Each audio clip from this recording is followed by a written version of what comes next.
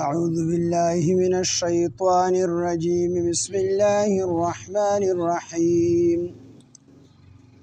قل من يرزقكم من السماء والأرض أم من يملك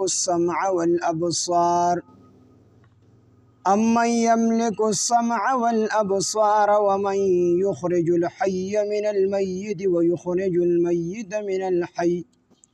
ومن يدبر الأمر فسيقولون الله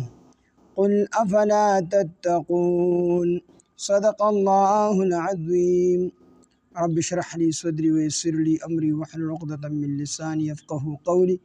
رب زدني علما سبحانك لا علم لنا إلا ما علمتنا إنك أنت العليم الحكيم. سورة يونس يولسم سپارہ آیات نمبر 31. قل من يرزقكم من السماء والارض. دی آیات مبارک کې د شرک په نبی باندې یو داسې دلیل بیانېږي چې هغه دلیل مشرکان مني چې د دې سیزونو بلکې څلور سیزونه دې کې ذکر کېږي او دا څلور سیزونه داسې دي چې د دې مشرکین مکه اقرار کو چې د دې مالک الله تعالی دی. قل فرمایو د پاک حبیب من يرزقكم سوک د چې رزق درګي تاسو ته من السماء د اسمان نه والارض د ځمکې نه. د اسمان نه باران راووريږي او ځمکه چې کوم دې فصلونه او میوې را وټوکي نو دا اسمان نه باران راورور دا د الله جل شانه کار دی او دغه رنګ د ځمکې نه سيزونه را پیدا کول دا د الله جل شانه په امر سره کیږي. نو قل من يرزقكم من السماء والارض سوک د چې رزق درګي تاسو ته من السماء د اسمان نه والارض د ځمکې نه ام یملکو یا سوک مالک ته السمع ستاسو د اوریدو د غوګونو والابصار او ستاسو د سترګو یعنی د لیدو ومن یخرج الحي من المیت او سوک د چروباسي د ژوندې من المیت د مړینا ويخرج المیت او روګاګي مړی من الحي د ژوندینا ومن يدبر الامر او سوک د انتظام کوي د ټولو کارونو فسيقولون الله نو دا مشرکین مکه به خامخا وي چې الله تعالی رزق ورکول د اسمان او د ځمکې نه د دې مالک څوک دی نو دا مشرکین به وي چې د دې مالک خو الله تعالی دی. دا منی تسلیمي او ستاسو د غوګونو د سترګو مالک څوک دی دې کې د نظر چا چولې دی د غوګونو کې د اوریدو طاقت چا چولې دی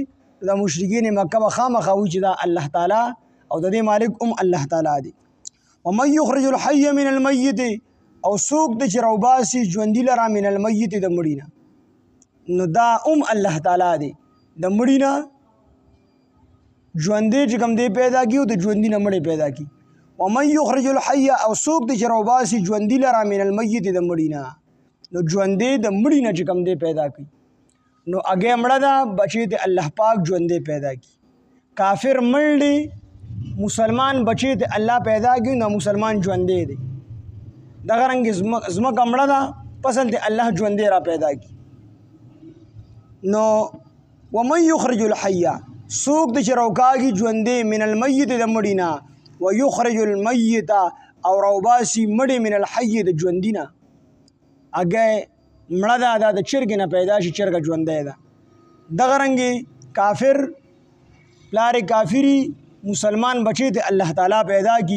دا کافر په مثال د مړی دی او مسلمان په مثال د ژوندۍ دی. ومن يدبر الامر او سوک د انتظام کوي د کار فسيقولون نظر د او وای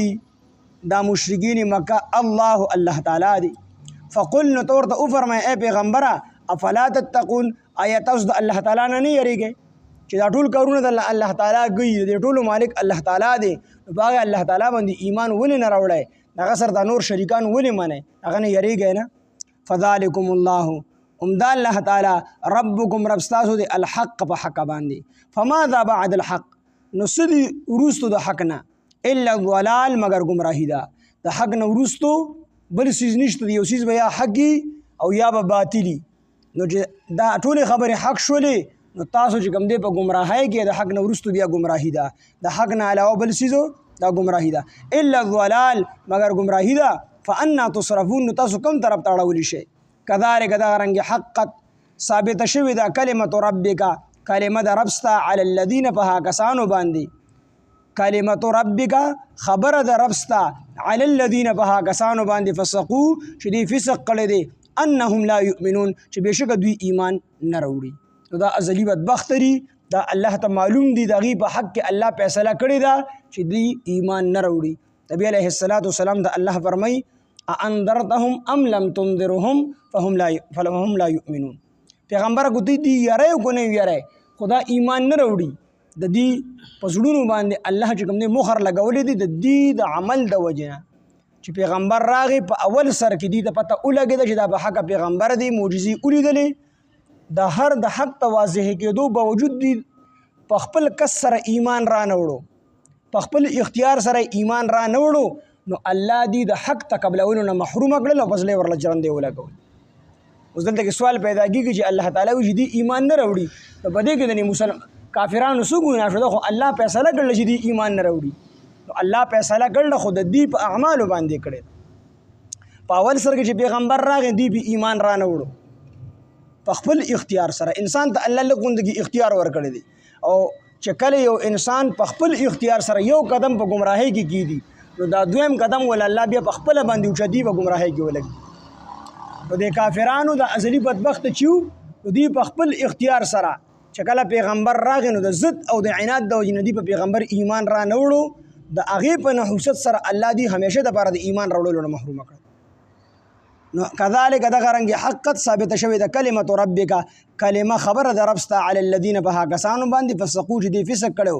کم فسق کړو انهم لا یؤمنون بشک چې دوی ایمان نه راوړي. قل او فرمایه ورته ای پاک حبیبه هل من شرکائکم آیا ستاسو په شرکاو کې څوک شته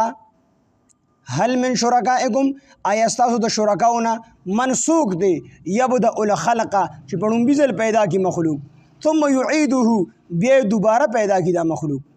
د څوک شته دی چې په لومبي ځل باندې د عقل مطابق یو څیز جوړول دا ګرانی د انساني عقل مطابق په لومبي ځل باندې یو څیز جوړول ګرانی په دویم ځل بیا اسانی او الله ته دواړه اسان دي. نو الله تعالی فرمایي چې د دې په دې شرکاو کې څوک شته دی چې په لومبي ځل مخلوق پیدا کی 360 بوتان دا په بیت الله شریف کې پراتو پای کې یو بت داسې شته دی چې یو وړوکی غوندې مخلوق یې جوړ کړي ماشه جوړ کړي یا مړه ماشه ژوندي کړي نو نشته دی. ثم یعیده بیا دوباره پیدا کی. قل او فرمایو ته ای پاک حبیب الله تعالی یبدأ الخلق په لومبي ځل پیدا کی مخلوق ثم یعیده بیا به دوباره پیدا کی فانا تؤفکون تاسو کوم طرف ته اړولی شئ. قل او فرمایو ته ای پاک حبیب هل من شرکائکم آیا ستاسو په شرکاو کې هل من شرکائکم آیا ستاسو د شرکاو نه منسوک دی یهدی چې هغه لار وهي الی الحق حق طرف ته. قل او فرمایو ته الله یهدی للحق الله تعالی لار ښیي حق طرف ته. افمن یهدی آیا هغه څوک چې هدایت کوي لار ښیي الی الحق حق طرف ته احق هغه زیات حقدار دی ایتبع دا چې د هغه تابعداري وکړي شي امن یا هغه څوک لا یهدی چې هغه په خپل لار نه مومي الا ان یهدا مگر دا چې هغه ته لار ښودلی شي. نو الله فرمایي چې هغه څوک زیات د تابعدارۍ او د عبادت حقدار دی چې هغه په خلکو ته هدایت کی خلکو ته سمه لار ښیي او که نه هغه څوک هغه بوتان حقدار دي چې هغوی په خپله باندې هم لار نه مومي په خپله هم چې کوم دی په هدایت باندې نه په لار باندې نه دي روان په خپله هم په خوابت باندې نه پوهېږي نو خلکو ته پسې هدایت وکړي نو دا بوتان زیات حقدار دي کو الله تعالی نو بېشکه چې الله تعالی حقدار دی. فما لکم پس تاسو له څه شوي دي کیف تحکمون تاسو څه رنګې فیصلې کوئ. وما یتبعو او دوی تابعداري نه کوي او تابعداري نه کوي اکثرهم اکثر د دوی نه الا ظن مگر د خپل ګمان مگر د ګمان تابعداري کوي اٹکل روان دي په ګمان باندې روان دي. ان الظن بشک ګمان لا یغني دا پکار ناراضي من الحق د حق په مقابله کې شیئا د هیڅ چیز ان الله بشک الله تعالی علیم په هدي بما په حساب باندې يفعلون چې دوی کوي. وما كان هذا القرآن او نه دی دا قرآن ایفترا چې د ځان نه هغه جوړ کړی دی وما كان او نه قرآن دا قرآن ایفترا چې د ځان نه جوړ کړی شي من دون الله سوا د الله تعالی نه ولكن تصدیق الذي تصدیق ته د هغه کتابونو بین یدیه چې د دې قرآن نه وړاندې وو د قرآن نه وړاندې چې کم کتابونو د قرآن د هغې تصدیق کوي چې دا حق دي او څه چې په هغه کتابونو کې دا ټول په قرآن مجید کې موجود دي نو دا قرآن تصدیق کوونکي د هغه کتابونو تورات، زبور، انجیل او دغه رنګ څومره صحایف چې په مخکې انبیا علیهم السلام باندې نازل کړي دي الله تعالی، دا قرآن د هغې تصدیق کوونکي چې دغه رښتیا دي، دغه ټیک دي، کوم چې من جانب الله دي، او چې کوم پکې دي تحریف کړی دی نو خو د الله تعالی طرفه دي نه نو.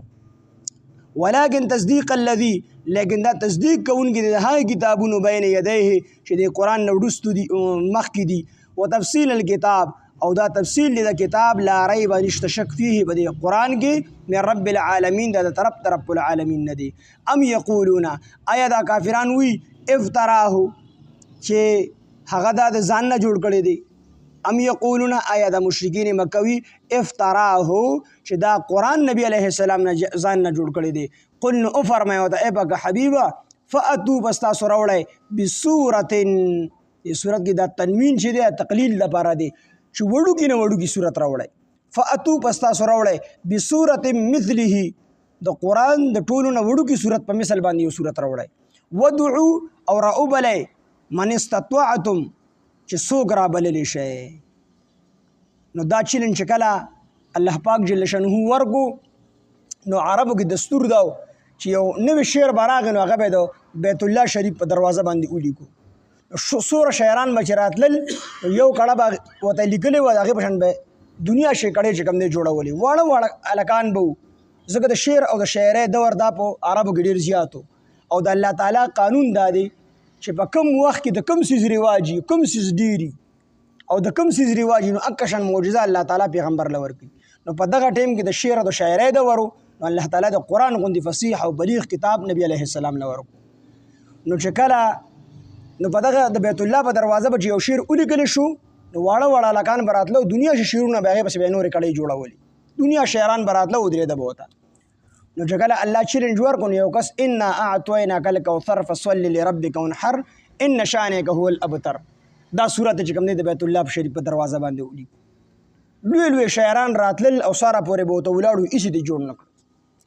اخره کې یو لوی شاعر راغی، هغه وی والله ما هذا قول البشر، په الله تعالی قسم چې نه دی دا کلام، دا د انسان د بشر کلام نه دی. والله ما هذا قول البشر، دا د بشر قول نه دی بلکې دا د الله تعالی قول. نو تصدیق یو کو چې دا کتاب دا قرآن دا د پیغمبر کتاب نه دی، د انسان کتاب نه دی بلکې دا د الله تعالی کتاب دی. یو کسو پکې هغه د مشرکین مکه ته وویل چې تاسو زما د کور ذمہ داري واخلئ او ما فارغ کړئ، نو زه به ځان له یو کمره کې کښېنم د دې قرآن په مثل کتاب به درله ولیکم. وی دا کس عرب راغونډ شو او ټولو په اتفاق سره ورته وویل چې ستا د کور خرچه، ستا د بال بچ څومره ذمہ داري ده دا ټوله مونږ په خپل سر باندې اخلو، د دې نه بېغمه شه، خو یو طرف ته کښېنه د دې قرآن په شان د یو کتاب ولیکه. ځکه چې نبی علیه السلام دعوه کوي چې فأتوا بصورة من مثله ودعوا شهداءکم ان کنتم صادقین، د دې په شان یو وړوکي صورت راوړی کړو چې تاسو په دې خپله خبره کې رښتوني یې. نو دا شاعر چې کوم دی وي چې ټیک ته که نه، نو د شاعر د کور ذمہ داري ټولو عربو په شریکه باندې واغستله، او دا شاعر یو طرف ته چې کوم د کمره کې یو خوشي ځای کې کېناست، 6 میاشتې تېرې کړې او ډېر شي کاغذونه یې ورله چې کوم دی ورکړي چې په دې باندې لیکل کوه. ویده به یو کاغذ لیکو،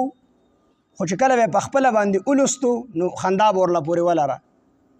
چې دا خو ما غلط لیکلی دی، نو هغه کاغذ به یې وشلو. نو 6 میاشتې پس راووتو، هېڅ شی نه و لیکلی، صرف هغه شلېدلي کاغذونه چې کوم دی ځان سره راواغستل چې دا دومره لیکل مې کړي دي خو ټول زما د ذهن مطابق غلط صحیح نه،